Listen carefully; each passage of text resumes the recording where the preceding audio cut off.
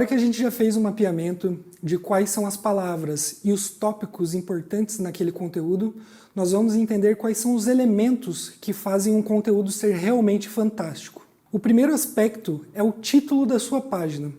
Se você entrar no Google agora e fizer uma busca abrangente o suficiente, você vai entender que todos os primeiros colocados são consistentes com as palavras-chave.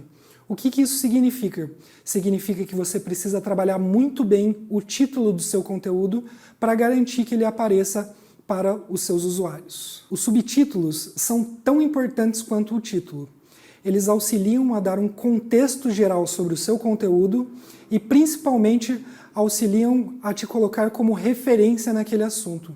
Por isso é tão importante a fase de mapeamento de subtítulos que a gente viu na aula passada. Ainda nesse sentido, o tamanho do conteúdo também é importante.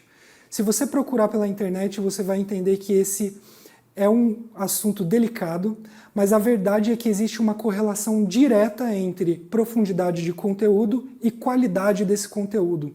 Ou seja, é muito importante que você não seja superficial no que você está escrevendo. Então a gente tem uma super dica aqui, um pulo do gato para você entender qual o tamanho do texto ideal.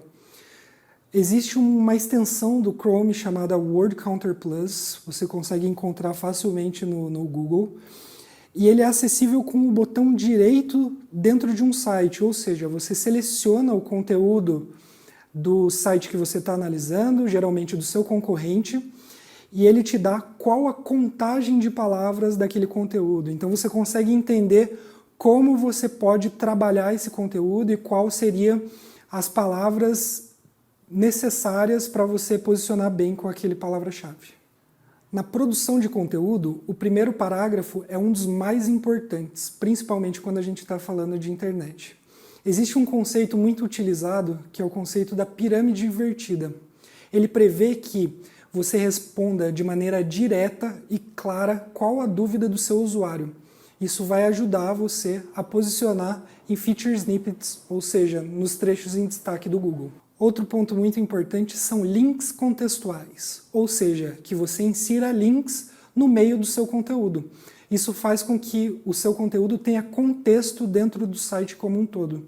No exemplo que a gente utilizou ali, se eu estou escrevendo sobre materiais para pintor, faz todo sentido eu criar links para como pintar uma casa ou até para contratar um pintor. Como a gente viu, imagens também são super importantes. Dependendo do resultado de busca, isso vai fazer com que o usuário chegue ao seu site ou não. Nesse caso, faz todo sentido você adaptar o seu conteúdo para colocar imagens no decorrer dele. E finalmente, os vídeos também são super importantes na sua estratégia. Apesar de, em muitas vezes, ter um custo de produção um pouco mais alto, ele pode ser um super diferencial. E como a gente viu, existem buscas que são priorizadas com vídeos. Depois de tudo isso, você deve estar se perguntando como e quando usar cada um deles.